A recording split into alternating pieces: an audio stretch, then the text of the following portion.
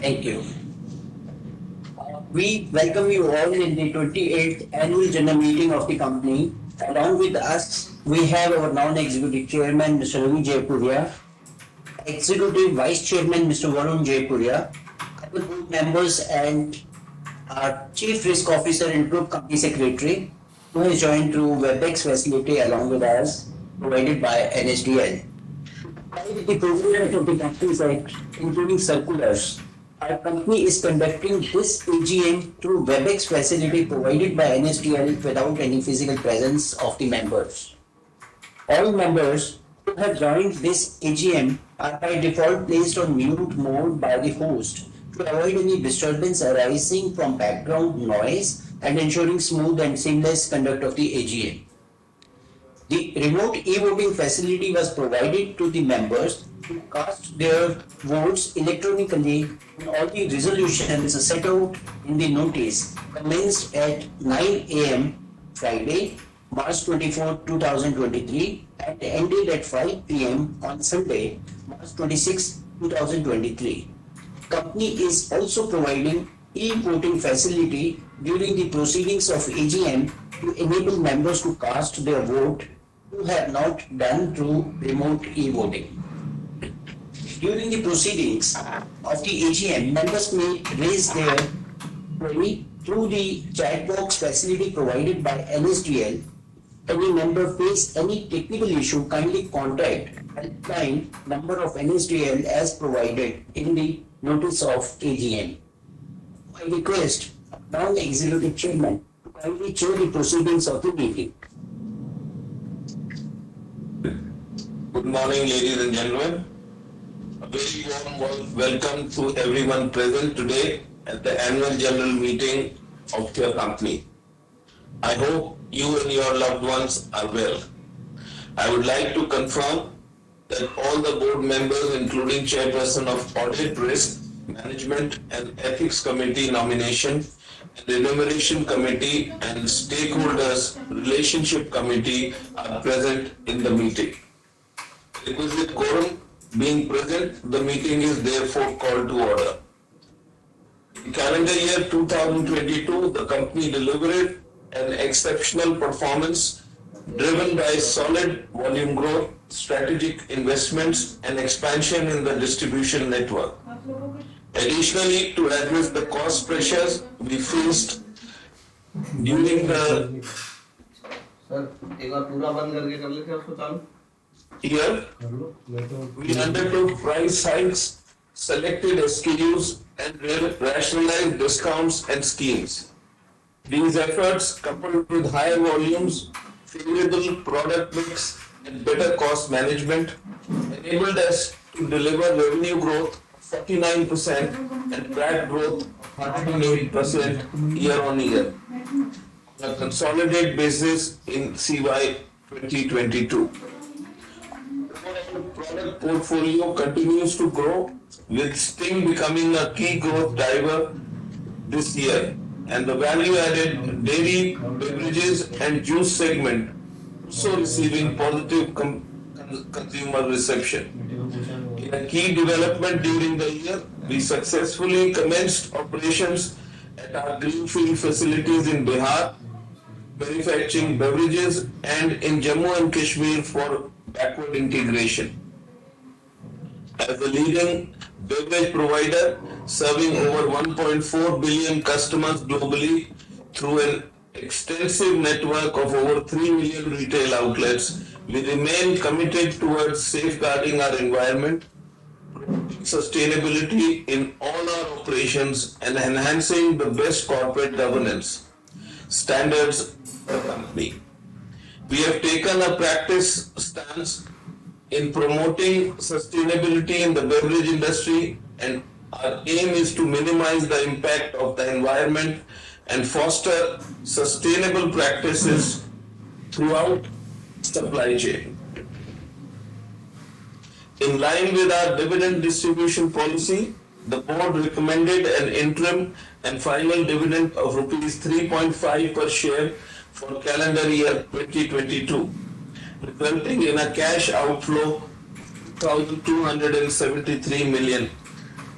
In addition, the company issued bonus equity shares in the ratio of 1 to 2 on June 9th, 2022, further rewarding our shareholders and demonstrating commitment to enhancing shareholder value. But the company has also received three prestigious corporate governance awards during CY 2022. As we move forward, we will capitalize on a strong market position, include our presence in high growth markets, solid infrastructure, and well-established distribution network. In the coming years, we will focus on consolidating our position as a key player in the beverage industry and are confident in our ability to create sustainable value for all our shareholders in the future. I would like to extend my deepest appreciation to all stakeholders, including shareholders, bankers, creditors, employees, and our board for their unwavering support and invaluable guidance. Thank you for joining us today. Though there is no negative qualification observation in the auditor's report, follow good governance, I would suggest Mr. Ravi Batra to read the standalone auditor's report and Mr. Gandhi to take up the agenda items in safe hearing. Thank you, sir. To the members of Varun Beverages Limited, report on the audit of the standalone financial statements. Opinion. We have audited the company's standalone financial statements of Varun Beverages Limited, the company which comprise the balance sheet as at 31 December 2022, the statement of profit and loss, including other comprehensive income, the statement of cash flow, and the statement of changes in equity for the year then ended, and a summary of the significant accounting policies and other explanations. Information point number 2, 3, 4, 5 taken as read, point number 6, 7, 8 taken as read, point number 9, 10, 11 taken as read, 12 taken as read, point number 13. We also provide those charged with the governance with the statement that we have complied with the relevant ethical requirements regarding independence and to communicate with them all relationships and other matters that may reasonably be thought to bear on our independence and where applicable related safeguards. Point number 14, 15 taken as read. Point number 16, as required by section 197(16) of the Act, based on our audit, we report that company has paid remuneration to its directors during the year in accordance with the provisions of and limits laid down under section 197 Revised Schedule 5 to the Act 1718 taken as a read. But C, the standalone financial statement dealt with by this report are in agreement with the books of account, and by E, on the basis of the written representation received from the directors and taken on record by the board of directors, none of the directors is disqualified as on 31st December 2022 from being appointed as a director in terms of section 164(2) of the Act.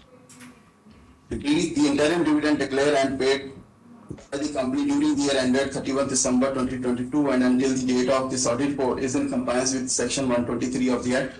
Walker Chandorkar and Company Chartered Accountants, form registration number Ashish Gupta, partner, place Gurgaon. For OP Power and Company Chartered Accountants, Neeraj Kumar Agarwal, place Gurgaon, 6 February.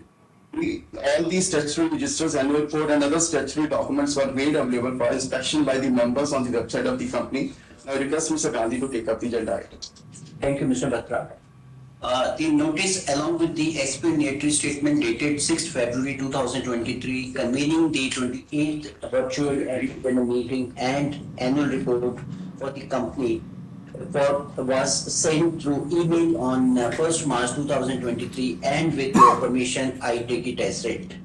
Now I will take all the agenda items for your approval. Item number 1, to receive, consider and adopt the annual standalone financial statements of the company together with the report of board of directors and auditors thereon, and the audited consolidated financial statements of the company together with auditors report thereon for the financial year ended 31st December 2022. The proposed resolution is placed before the meeting to be passed as an ordinary resolution. Members who have not yet cast their vote earlier are requested to kindly vote. Item number 2, to declare final dividend of ₹1 each, equity share of face value of ₹10 each for the financial year ended 31st December 2022. The proposed resolution is placed before the meeting to be passed as an ordinary resolution. Members who have not cast their vote, here are requested to kindly vote. Myself and Varun Jaipuria are interested in the next agenda item. Therefore, I suggest Mr. Gandhi to take the chair for next one agenda item. Thank you, Mr. Chairman. We appoint Mr. Ravi Jaipuria, who retires by rotation and being eligible, offers himself for reappointment as a director. The proposed resolution is placed before the meeting to be passed as an ordinary resolution. Members who have not yet cast their vote earlier are requested to kindly vote. As Mr. Jaipuria is not interested in any other agenda item, therefore he resumes the charge and takes the chair. Item 4, to appoint S.A. J.C. Balla and Company Chartered Accountants as joint statutory auditors for a term of up to 5 consecutive years and fix their remuneration. The proposed resolution is placed before the meeting to be passed as an ordinary resolution. Members who have not cast their vote earlier are requested to kindly vote. Now, special business. Item number 5, to approve reappointment of Madam Sita Khosla as an independent director of the company for a second term of up to 5 consecutive years. The proposed resolution is placed before the meeting to be passed as a special resolution. Members who have not cast their vote earlier are requested to kindly vote. Item number 6, to approve reappointment of Dr. Ravi Gupta as an independent director of the company for the second term of up to 5 consecutive years. The proposed resolution is placed before the meeting to be passed as a special resolution. Members who have not cast their vote earlier are requested to kindly vote. Item number 7, to approve reappointment of Madam Rashmi Dhariwal as an independent director of the company for a second term of up to 5 consecutive years. The proposed resolution is placed before the meeting to be passed as a special resolution. Members who have not cast their vote earlier are requested to kindly vote. Now I request our members who have not cast their vote through remote e-voting or e-voting during the proceedings of AGM kindly vote on the proposed resolutions through e-voting for another 30 minutes after vote of thanks by the chairman. Mr. Chairman, may I now request you to kindly take up certain questions that we have received through email or chat box from the members of the company. Please note that to avoid repetition, identical questions are grouped as one and are as under. The first question which we have received, sir, can you elaborate on your vision and the terms of the snacks business relationship with Pepsi in Morocco, also in India, where Pepsi already has a distribution setup for snacks? Can Pepsi consider giving us distribution rights in these markets as well as, Mr. Chairman? In Morocco, we have started the operations in January for distribution of the complete range of products. We want to stabilize that business in the next 3 to 6 months. In India, we don't think right now PepsiCo is looking for any distribution partner. We are currently co-packing and supplying back to PepsiCo and already producing at full capacity. The next question is, what has led to an increase in realization per unit case in the calendar year 2022? In year 2022, net realization per case improved by 6% to 164 rupees, primarily driven by price hike in select SKUs, rationalization, discount and incentives, and improvement in mix of smaller SKUs, especially the energy drink Sting, which has a higher net realization. The mix of Sting in our sales volume continues to grow exponentially at about 9.6% of total mix in India for the year. This has led to improvement in net realization as well.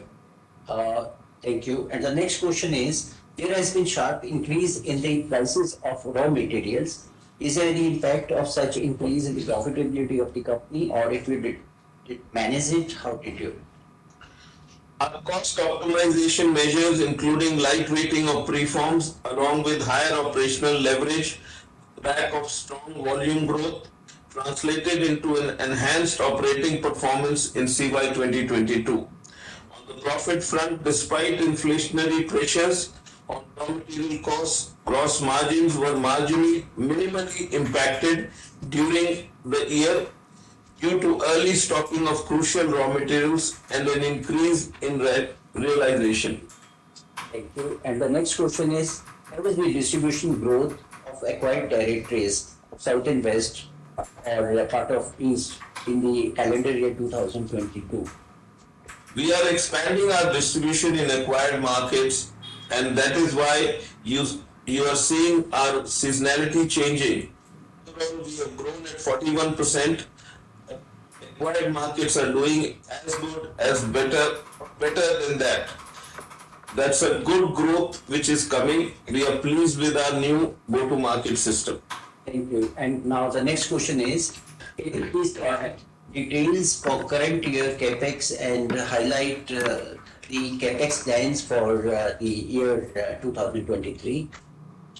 During CY22, there was greenfield expansions in Bihar and Jammu, and brownfield expansions in India, Morocco, and Zimbabwe. For the CY 2023, there will be expansion in the states of Rajasthan, Madhya Pradesh, as well as brownfield expansions at 6 existing plants in India. Thank you. Now the next question is, can you give reasons for sharp increase in inventory levels in the quarter 4 of the calendar year 2022? As the delivery for most of the equipment was getting slightly delayed, we didn't want to take any chance by running out of stock.